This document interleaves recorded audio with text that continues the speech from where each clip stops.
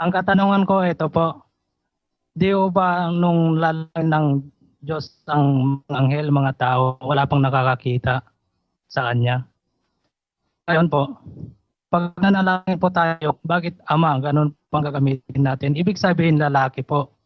Ngayon, kung namali naman po tayo ng pagtukoy kasi lalaki, o kung siya naman ay babae, nung ipanganak po ang Diyos, yung si Kristo, naglihi din po ba siya? Ganun po. Alam mo kapatid, yung iniisip mo sa iyong sarili, yun ay bagay na material. Alam mo, iba yung bagay na material kaysa sa bagay na espiritual. Dapat mong maintindihan, ang salita ng Diyos ay mayroong spiritual significance, mayroong kahulugang espiritual. At yung kahulugang espiritual, yun hindi natin yun basta maiintindihan kung ilalagay natin sa material. Alam mo, ang kapareho nung sa iyong kaisipan, yung kapareho nung guro sa Israel na si Nicodemo. Basahin natin ang 3:3 ng Juan. Sumagot si Jesus at sa kanya'y sinabi, "Katotohanan, katotohanang sinasabi ko sa iyo, maliban na ang tao'y ipanganak na muli, ay hindi siya makakakita ng kaharian ng Diyos." Sinabi sa kanya ni Nicodemo, "Paanong maipanganganak ang tao kung siya'y matanda na? Makapapasok baga siyang bilang ikalawa sa tiyan ng kanyang ina at ipanganak?" Ayon, yun ang sagot ni Nicodemo kasi sabi ni Kristo, sinasabi ko sa iyo, malibang ang tao ipanganak na muli, hindi siya makakakita ng kaharian ng Diyos. Ang naging isip ni Nicodemo, paano maipapanganak uli ang tao kung lalo na kung matanda na? Pwede ba siyang pumasok uli sa tiyan ng nanay niya para ipanganak? Ang pagkaintindi ni Nicodemo, pag ipapanganak, ang manganganak nanay. Kailangang may nanay, magbubuntis. Yun ang pagkaintindi natin pangkaraniwan. Pero ano ibig sabihin ni Kristo nung ang kailangan ng tao ipanganak na muli? Paano mangyayari yun? Papasok ka uli sa tiyan ng nanay mo, tapos magle-labor uli ang nanay mo, at pag hindi na kaya, cesarean, ganun ba? Basahin natin ang 1 Pedro 1:23.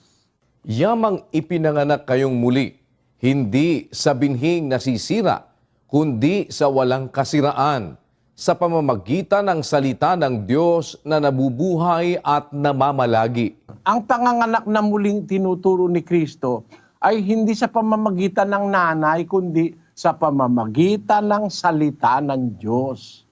Ang salita ng Diyos ay makapangyarihan para ang tao maipanganak na muli. Ang ibig sabihin, kung nung ikaw ay unang ipanganak, ay namolde ka sa tiyan ng nanay mo. Yung tiyan ng nanay mo ang nagmolde sa iyong pagkatao. Yung salita ng Diyos, parang tiyan yun. Pwede nung imolde ang tao. Baguhin ka.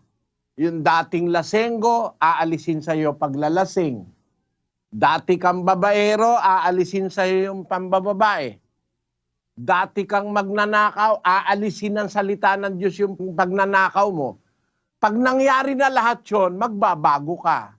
Yun ang kahulugan ng pagkapanganak na muli. Basahin natin ang Efeso 4:25. Kaya nga, pagkatakwil ng kasinungalingan, ay magsasalita ang bawat isa sa inyo ng katotohanan sa kaniyang kapwa, sapagkat tayo'y mga sangkap na isa't isa sa atin. Pakinggan mo mga kapatid, pagka tinakwil mo kayong kasinungalingan, magsasalita ka na ng katotohanan. No? Ibig sabihin, magbabago ka. No? 28. Ang nagnanakaw ay huwag nang magnakaw pa, bagkus magpagal na igawa ang kaniyang mga kamay ng mabubuting bagay, upang siya'y may maibigay sa nangangailangan. Alisin mo yung kasinungalingan, magsasalita ka ng totoo na. Tapos, yung nagnanakaw wag nang magnakaw pa. Aalisin mo ngayon yung pagnanakaw na nasa iyo at magtatrabaho ka na, gagawa ka na ng mabuti. Sa pamamagitan ng mga salita ng Diyos na yon, mamomoldi ka ng isang bagong pagkatao. Dating magnanakaw, maalis yung pagnanakaw. Dating sinungaling, maalis yung pagsisinungaling. Dating babaero, maalis yung pagkababaero. Dating drug addict, maalis yung pagka-drug addict. Babaguhin ka nung salita ng Diyos. Magkakaroon ka ngayon ng bagong pagkatao. Yun ang ipinanganak na muli. Bakit pinanganak na muli? Nagbago ang ibig sabihin. Ano? Ang nagpabago, yung salita ng Diyos. Kaya ang salita ng Diyos pwedeng manganak. Hindi ibig sabihin nagbuntis yung salita ng Diyos. Ano? Kundi, napaloob ka dun sa salita ng Diyos na moldi kang panibago. Naging bago ang iyong pagkatao. Basahin natin ang Efeso 4:24. At kayo'y magagbihis ng bagong pagkatao na ayon sa Diyos ay nilalang sa katwiran at sa kabanalan ng katotohanan. Salamat sa Diyos. Kayo ang wikay, magbihis ng bagong pagkatao. Pag bago na, bagong panganak na. Bakit bago? Nawala yung sugal, nawala yung alak, nawala yung pambababae, nawala ang kasinungalingan, nawala ang pagnanakaw. Ano ang nangyari? Bakit nawala? Sa pamamagitan ng salita ng Diyos. Yun ngayon ang nanganak sa'yo. Hindi ibig sabihin na ipapanganak ka muli, papasok ulit sa tiyan ng nanay mo. Papatayin mo nanay mo pagka pumasok ka uli doon. Kaya yung salita ng Biblia, wag nating papakahuluganan sa ating sarili. Ang Ama ay nanganak din. Ang Amang Diyos. Ipinanganak niya ang Panginoong Hesukristo. Ibig ba sabihin si Kristo'y pinagbuntis, pinaglihin ng Ama. At baka naman, ba't sabi naman ng iba, paano naman manganganak ang Ama? Kokonti ang kaalaman niya. Parang ganito. Yung araw, yung lola ko, sabi niya, hoy, huwag ka diyang masyadong magbilad sa araw. Bakit? Bakit po? Tinumay ka si Jerry, yung pinsan mo. Anday-day bungang araw sa likod. Ano po, lola? Bungang araw. Tinumay ang likod niya, bungang araw. Punong-puno ng bungang araw. Paano nagbunga yung araw sa likod ng pinsan ko? Tawag bungang araw Ano? Nasa likod ng pinsan ko, layo nung araw. Akala pala natin, pag sinabing bunga, kailangan na nakadikit sa puno. Merong bunga, hindi nakadikit sa puno, kagaya ng bunga ng araw. Ano? Ang ibig ko sabihin, kapatid, ganito, merong lalaki na nanganganak, hindi lang ang babae nanganganak Sa katotohanan, ang alam lang natin, babae nanganganak. Pero meron lalaking nanganganak. Ang halimbawa niyan, yung tinatawag nating seahorse. Yung seahorse, ewan ko kung nakakita na kayo ng seahorse, ito po ang sinasabi. Pakibasa, Sis Luz. Ito po yan, The Biology of Seahorses, Reproduction. The male seahorse, rather than the female, becomes pregnant. This unusual mode of reproduction is the most extreme form of male parental care yet discovered, although it arises from a general bias towards paternal care among fishes. So yung palang seahorse, kung ang nagbubuntis at nanganganak yung lalaki, hindi yung babae. Lalo na kung i-consider mo na ang Diyos makapangyarihan sa lahat. Pwede naman siyang manganak na hindi siya nagbubuntis Ang naiisip ng tao lagi, para maipanganak, kailangan magbuntis. Sa tao yon, sa babae yon, pero maraming bagay na hindi ganon. Kagaya halimbawa, kapatid, ng Panginoong Hesus. Ang Panginoong Hesus, bahagi ng Ama. Bahagi siya, nasa dibdib siya ng Ama. Nasa dibdib. Nasa sinapupunan siya ng Ama, sabi sa Biblia. 1:18 ng Juan. Walang taong nakakita kailanman sa Diyos ang bugtong na anak na nasa sinapupunan ng Ama. Siya ang nagpakilala sa Kanya. Ang anak ng katutubo nasa dibdib o nasa sinapupunan. Yung sinapupunan dyan, hindi tiyan. Kung titignan natin sa Griego, yan ay yung dibdib. Nasa kalooban ng Diyos. Ayun. Bosom. Ayun. Ngayon, yung anak na nasa sinapupunan ng Ama, inilabas ng Ama. Parang ganito Si Eva galing sa tadyang ni Adan. Hindi naman sa tiyan galing si Eva eh. Akala nun ng mga iba, lahat ng tao galing sa tiyan. Eh si Eva nga hindi galing sa tiyan eh. Kinuha ng Diyos yung tadyang niya, ginawa niyang isang tao na babae. Basahin natin ang 2:21 ng Henesis. At hinulugan ng Panginoong Diyos ng di kawasang himbing ang lalaki, at siya'y natulog, at kinuha ang isa sa kanyang mga tadyang, at pinapaghilom ang laman sa dakong yaon. At ang tadyang na kinuha ng Panginoong Diyos sa lalaki ay ginawang isang babae, at ito'y dinalan niya sa lalaki. At sinabi ng lalaki, ito nga'y buto ng aking mga buto, at laman ng aking laman. Siya'y tatawaging babae, sapagkat sa lalaki siya kinuha. Maliwanag, si Eva hindi galing sa tiyan. Si Eva galing sa tadyang ni Adan. Nagawa ng Diyos na babae, galing sa tadyang ni Adan, si Eva.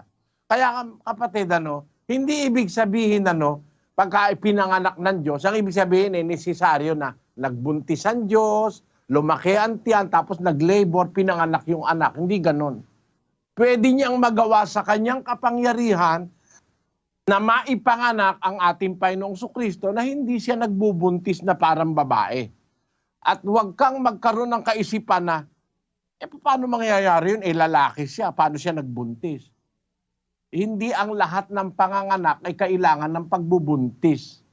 No? Yung angyelo, pinapanganak yun eh. Kung Biblia pag-uusapan natin, ang yelo, pinapanganak 38:28 ng Hog. May ama ba ang ulan? O sinong nanganak sa mga patak ng hamog? Sa kaninong bahay bata nagmula ang yelo? Kaninong bahay bata nagmula ang yelo? Bahay yelo. Ha? Sa kanino nang galing? Ba't nagkaroon ng yelo? Sabi ng Diyos, tinatanong niya si Job. Paano nabubuo ang yelo? Kasi nung panahon ni Job, hindi pa alam yun eh. Pero ngayon, alam na ng mga technician nyo kung paano gagawa ng bahay yelo. Ang bahay yelo, dun sa loob ng freezer. No? Ngayon, alam na yun ng tao. Pero nung panahon ni Job, hindi niya alam kung paano nabubuo ang yelo. Kaninong bahay bata nang galing ang yelo? Tinatanong siya ng Diyos. May ama ba ang ulan? Hindi kayang ipaliwanag ng tao nung araw, pero ngayon kaya na. Ang ibig sabihin, bawat bagay na nangyayari, mayroong dahilan scientifically and spiritually speaking. Pero hindi lahat scientific. Hindi lahat maipapaliwanag ng siyensya. Merong mga pangyayaring espiritual, kagaya ng pagkapanganak sa Panginoon Jesucristo. Bago pa nagkaroon ng mundo, bago pa nilikha ang alinmang bagay, inilabas na siya ng Diyos. Kaya ang termino, ipinanganak. Pero sa Biblia, inilabas siya. Basahin natin ang 8:22 ng Kawikaan.